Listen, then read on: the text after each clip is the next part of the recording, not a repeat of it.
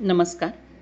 मनोरमा मल्टीस्टेटच्या पालक संचालिका सौ अनुषा मांढरे व मनोरमा बँकेचे पालक संचालक डॉक्टर कुमार मांढरे यांचा मुलगा अजिंक्य याची प्रेरणादायी यशोगाथा सुजाता बंडावार नागपूर लिखित माणूसपणाची पाऊलवाट या सदरामध्ये महासागर प्रेस अंतर्गत येणाऱ्या 42 दैनिकांनी नोंद घेतलेली आहे. आपल्यासाठी या ठिकाणी मी सादर करत आहे. अजिंक्य ध्येयवेड्या तरुणाची जागतिक भरारी. शिक्रापूर पुणे ते स्पेन असा फुटबॉलचा गौरवशाली प्रवास. अजिंक्य जेव्हा घरून निघाला तेव्हा त्याच्या मनात एकच ध्यास होता, हे जग काबीज करण्याचा. त्याला आयुष्यात काहीतरी वेगळं करून दाखवायचं होतं. खेळाची ओढ त्याच्या नसानसात इतकी भिनली होती की त्या विशाल मैदानापुढे त्याला संपूर्ण जग छोटं वाटू लागलं होतं. पदवी, नोकरी आणि व्यवसाय या पारंपरिक चौकटीत न अडकता त्याने सर्वात आधी निवडलं ते फुटबॉलचं मैदान. पुण्याच्या शिक्रापूरचा हा तरुण आज सातासमुद्रापार स्पेनमध्ये आपल्या कर्तृत्वाचा झेंडा फडकवतोय. ही केवळ त्याची वैयक्तिक प्रगती नसून महाराष्ट्रासाठी अभिमानाची गोष्ट आहे. अजिंक्य कौटुंबिक पार्श्वभूमी अत्यंत सधन. सुशिक्षित वडील डॉक्टर कुमार मांढरे हे पुण्यातील नामवंत बालरोग तज्ञ, तर अनुषा मांढरे आई एका प्रख्यात भारतीय विद्यापीठ येथे प्राध्यापक म्हणून सेवानिवृत्त झालेल्या. घरामध्ये मामा जिल्हाधिकारी तर काका यशस्वी शेतकरी. अशा सुसंस्कृत आणि यशस्वी लोकांच्या गराड्यात वाढणाऱ्या मुलानं डॉक्टर किंवा प्रोफेसर व्हावं अशी पालकांची स्वाभाविकच इच्छा होती. पण या पठ्ठ्याचं मन मात्र पहाटेपासून रात्रीपर्यंत केवळ फुटबॉलच्या किकमध्येच रमायचं. आणि त्याला फुटबॉलमध्ये केवळ करिअरच करायचं नव्हतं, तर या खेळाचा रस प्रत्येक तरुणाच्या मनात रुजवायचा होता. स्वतःच्या छंदाला ध्यासात रूपांतरित करून त्यानं जे विश्व उभं केलं ते आज त्याच्या पालकाचा ऊर अभिमानाने भरून येतो. अजिंक्यचा हा प्रवास 2015 मध्ये सुरू झाला, जेव्हा तो शिक्षणाच्या निमित्तानं MBA करण्यासाठी स्पेनला गेला, ज्या फुटबॉल विश्वाचं केंद्र म्हणून स्पेनकडे पाहिलं जातं. तिथल्या माड्रिड शहरामध्ये त्याला आपल्या कौशल्याची चुरूक दाखवण्याची संधी मिळाली आणि आज तो तिथल्या युनिकॉर्न स्पोर्ट्समध्ये एका मोठ्या पदावर कार्यरत आहे. खेळाडू ते थेट मॅनेजमेंट आणि कोचिंग पदापर्यंतची त्याची मजल थक्क करणारी आहे. 2030 सालचा फुटबॉल वर्ल्ड कप स्पेनमध्ये होणार आहे आणि या मोठ्या जागतिक खेळ सोहळ्याच्या पार्श्वभूमीवर अजिंक्य मांढरे तिथे भारतीय संस्कृतीची आणि आपल्या कार्यक्षमतेची छाप पाडण्यासाठी सज्ज झालेले आहे. आपल्या अनुभवावर बोलताना अजिंक्य अत्यंत सकारात्मकपणे सांगतो की खेळाकडे छंद म्हणून न पाहता ते करिअर, आरोग्य आणि नाविन्यपूर्ण शोधाचं एक माध्यम म्हणून पाहिलं पाहिजे. अनेकदा तरुण मुलं भविष्याबद्दल गोंधळलेली असतात. अशावेळी अजिंक्य मांढरे त्यांना सल्ला देतात की तुम्हाला जे मनापासून आवडतं त्यामध्ये झोकून देऊन काम करा. त्यानं भारतातही अनेक मुलांना फुटबॉलचे धडे दिलेले आहेत. आता स्पेनमध्ये मॅनेजमेंटची जबाबदारी सांभाळताना त्याला आपल्या मातीचा विसर पडलेला नाही. तिथल्या सरकारच्या खेळाप्रती असलेला गांभीर्य पाहून तसाच दृष्टिकोन जगभरात निर्माण व्हावा अशी त्याची प्रामाणिक इच्छा आहे.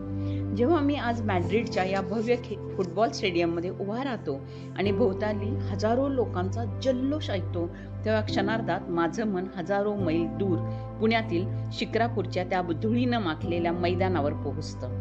माझा हा प्रवास केवळ एका शहरातून दुसऱ्या शहरात प्रवास केलेला नाही, तर तो एक स्वप्नांचा पाठलाग करताना स्वतःला सिद्ध करण्याचा संघर्ष आहे. आजही आठवतो तो काळ जेव्हा हातात फुटबॉल घेऊन मी तासनतास सराव करायचो. घरात वडिलांच्या रूपात वैद्यकीय क्षेत्रातील आदर्श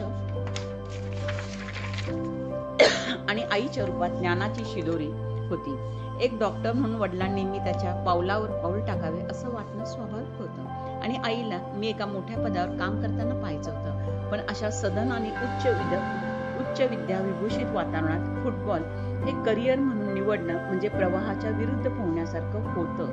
पण माझ्या मनात त्या कातडी चेंडूने जे स्थान निर्माण केलं होतं त्यापुढे मला जगातील इतर कोणत्याही पदव्या मोठ्या वाटत नव्हत्या. 2025 मध्ये जेव्हा मी शिक्षणाच्या निमित्तानं स्पेनच्या भूमीवर पाय ठेवला, तेव्हा डोळ्यात स्वप्न आणि मनात थोडी धाकधुकही होती. सुरुवातीचे दिवस सोपे नव्हते. भाषेचा अडथळा, घराची आठवण आणि एका परक्या देशात स्वतःची ओळख निर्माण करण्याचं आव्हान समोर होतं. पण जसा काळ सरकत गेला तसा स्पेनचा हा फुटबॉल वेडा देश मला आपला वाटू लागला.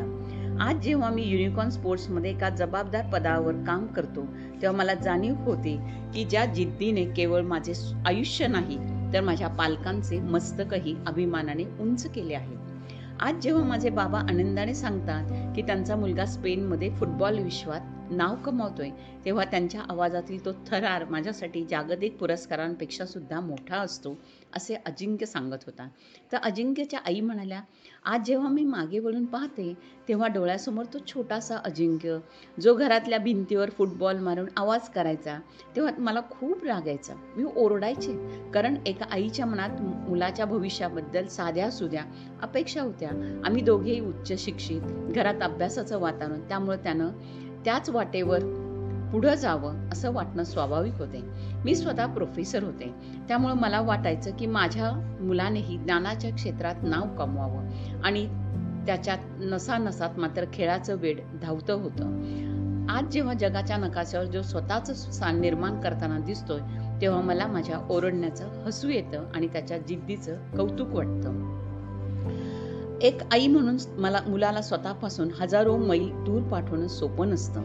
2015 जेव्हा तो स्पेनला जायला निघाला, तेव्हा काळजात एक मोठी पोकळी निर्माण झाली. परका देश, वेगळी भाषा, वेगळी संस्कृती, तिथं माझा मुलगा कसा राहील, काय खाईल, त्याला कोणाची सोबत मिळेल, असे असंख्य प्रश्न मनात निर्माण झाले होते. पण अजिंक्यने आम्हाला त्याची कधीच उणीव भासू दिली नाही. त्याच्या आजी आजोबांच्या पुण्याईमुळे सुद्धा त्याला कदाचित याची जाणीव झाली नसेल. त्याने तिथल्या आव्हानांना आपलंसं केलं आणि आज तो तिथे केवळ स्वतःचं करिअर करत नाहीये, तर भारताच्या अनेक मुलांसाठी संधीचे दरवाजे उघडून देते. हे ऐकून ऊर अभिमानाने भरून निघतो. मला आठवतंय, तो लहान असताना कित्येकदा खेळाच्या नादात जेवायचं विसरून जायचं. आज तोच ध्यास त्याला स्पेनच्या मॅड्रिड सारख्या शहरात घेऊन गेला आहे. तिथे फुटबॉलचा श्वास घेतला जातो. 2030चा वर्ल्ड कप स्पेनमध्ये होणार आहे आणि त्या मोठ्या नियोजनाचा माझा मुलगा एक भाग असणार आहे, हे स्वप्नवत वाटतं. पण जेव्हा तो फोनवर तिथल्या गोष्टी सांगतो, तेव्हा त्याच्या आवाजातला तो उत्साह बघून मला जाणीव होते की आम्ही त्याला डॉक्टर किंवा प्रोफेसर बनवलं असतं तर कदाचित तो इतका आनंदित झाला नसता. त्यानं त्याच्या आवडीचं सोनं केलं. एक काळ असा होता की आम्हाला काळजी वाटायची की खेळायचं मैदान त्याला आयुष्य कुठं घेऊन जाईल. पण आज त्यानं दाखवून दिलं आहे की प्रामाणिक कष्ट आणि खेळावर निश्चित प्रेम असेल तर मैदान तुम्हाला आभाळा एवढं यश मिळवून देऊ शकतं. शिक्रापूर पुणे येथील मातीत खेळणारा माझा मुलगा आज ते जागतिक फुटबॉल मॅनेजमेंटमध्ये आपली स्वतःची वेगळी ओळख निर्माण करतोय. यापेक्षा कोणती मोठी गुरुदक्षिणा एका आईसाठी असू शकते. आईसाठी अजिंक्य सर्व प्रवास एक इतिहास आहे. 2030चा फुटबॉल वर्ल्ड कप स्पेनमध्ये होणार आहे, ही बातमी ऐकल्यावर मनात एक वेगळीच उर्मी दाटून येते. या जागतिक सोहळ्याचा एक भाग होणं आणि तिथं आपल्या भारतीय संस्कृतीची छाप उमटवणं, हे आता माझं ध्येय आहे असं मला नेहमी वाटतं. भारतातील, विशेषतः महाराष्ट्रातील ग्रामीण भागातील मुलांमध्ये अफाट टॅलेंट आहे. त्यांना फक्त योग्य मार्गदर्शनाची आणि संधीची गरज आहे. मी जेव्हा इथल्या मॅनेजमेंटमध्ये काम करतो, तेव्हा मला माझ्या मनात माझ्या देशातील एक तरुण खेळाडूचा विचार असतो, ज्यांना फुटबॉलमध्ये करिअर करायचं आहे. मी या खेळाला केवळ एक खेळ मानत नाही, तर ती एक जीवन पद्धती आहे असे समजतो. अनेकांना वाटतं की खेळाकडे वळल्यानं करिअर खराब होतं, पण मला त्या सर्वांना सांगायचं आहे की जर तुमच्यात जिद्द असेल तर खेळ तुम्हाला आरोग्य, नाव, जागतिक ओळख निर्माण करून देऊ शकते. आज मी जो काही आहे तो माझ्या पालकांच्या आशीर्वादाने, आजी आजोबांच्या पुण्याईने आणि फुटबॉलवर असलेल्या निस्सीम प्रेमामुळे शिक्रापूर पुणे ते स्पेन असा खडतर प्रवास केलेला आहे. पण तो जितका सुंदर आहे, अजूनही खूप काही मिळवायचं आहे, अजून खूप काही शिकायचं आहे. पण या सगळ्यात माझ्या मातीचा सुगंध आणि भारताचा तिरंगा नेहमीच माझ्या काळजाच्या जवळ असेल.